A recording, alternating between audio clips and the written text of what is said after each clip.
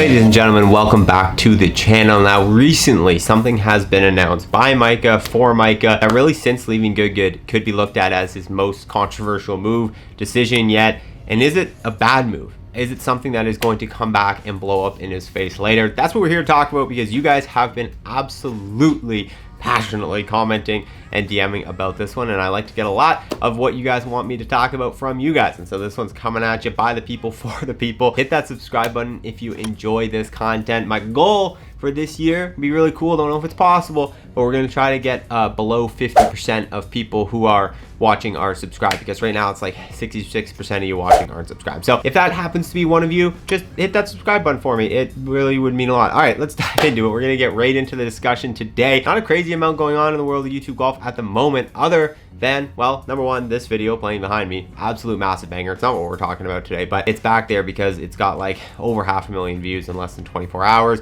Absolute banger for Micah. Very, very good, entertaining video. This is not going to ruin it. This is just the beginning of it. Anyways, let's talk about that guy behind me. Micah Morris made a decision that we did not all see coming. When the Good Desert Open was first mentioned, I think a lot of people had doubts to whether they'd be able to get really any other creators there. Like, obviously Good is one of the biggest groups, but when you talk about the other big entities in Rick Shields, Bob Sports, there's obviously like, well, the Rick has tried to host a tournament, and Bob Sports, I don't know if they're going to want to be part of it. Both those brands aren't. But then you have the Bryan Bros, the Busted Jacks of the world. Those brands are all attending.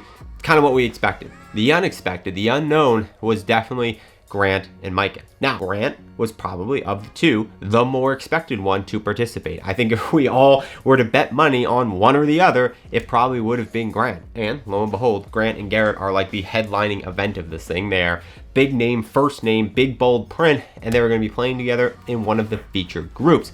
But to almost everyone else's surprise, the second headlining group, big name in bold, Micah Morris and Matt Sharf. Now, Micah and Matt have teased kind of coming back together. They are obviously friends. They were together at Grant's wedding. They have a relationship, and they've always had a relationship. And from talking to Matt, they've always been boys. They never really had any animosity throughout this whole thing, despite what it looked like online. So their reunion kind of makes sense. We've seen them down, I think, in Florida recently, likely filming that match that they had kind of teased about. The three of them, Grant, Micah, and Matt, were all down there together. But again, the reunion of Micah and Matt is okay, not that shocking. The reunion of Micah and Good, that's shocking. That is big, and that is what I would assume was a big decision for Micah. Now, obviously, again, we saw them, Garrett and Micah down at the wedding, and they were together in their photos, and we talked about all that. But once again, one relationship, whatever.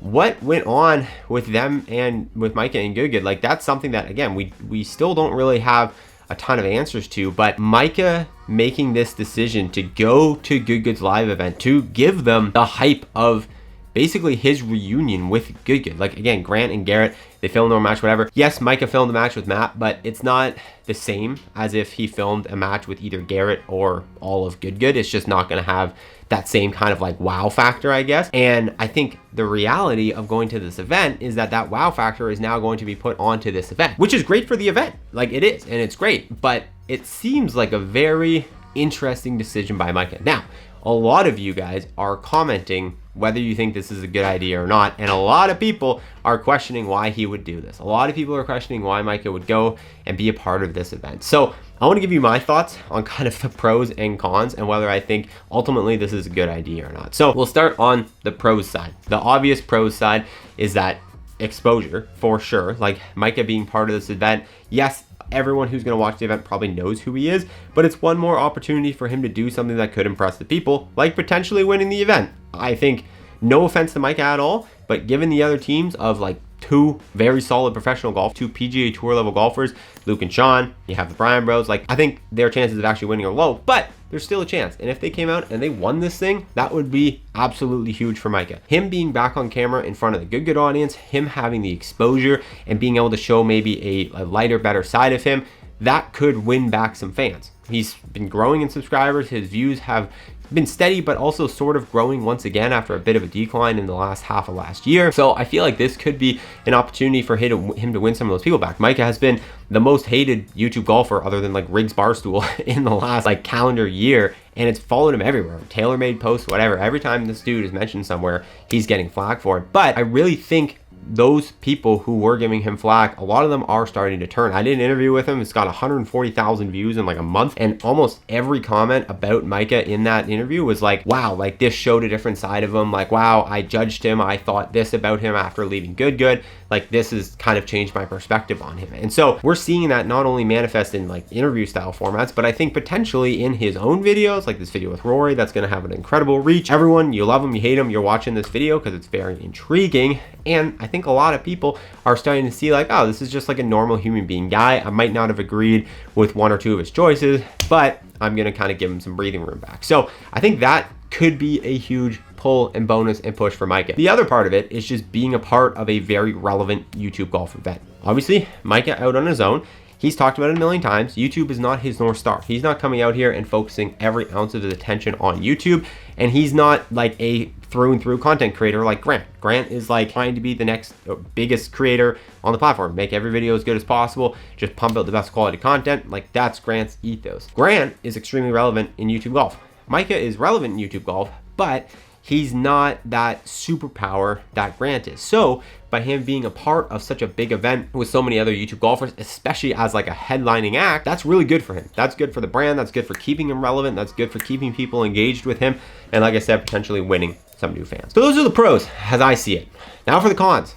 The cons obviously is that like he's giving Good a lot of this hype, a lot of the attention, a lot of the whatever. Like you would have thought that if they were to have done some sort of like reunion type match, you would have wanted like a 9-hole match on Good or GM and then a 9-hole match on Micah, very similar to what we saw with Grant and Garrett. So that's number one. He's not going to get as much direct benefit on his channel necessarily from it, and he's going to be giving pretty much all of that direct benefit to Good. But the other thing is that if he goes out and he just does something that just happens to piss off, it's live. This event is live. There's a lot of vulnerability in performing in a live event. And I don't think Micah is necessarily the most crass, whatever person by any means, but he said it himself. He's not super smooth with talking all the time. He's not the most comfortable on camera at times. And, you know, I don't know, maybe he tries to say something jokingly, gets picked up by a live hot mic, and then it just goes berserk viral. And even if he didn't mean it, even if he was joking, it's taken out of context, there's already so much fuel, or has been so much fuel behind like disliking this guy by a lot of people,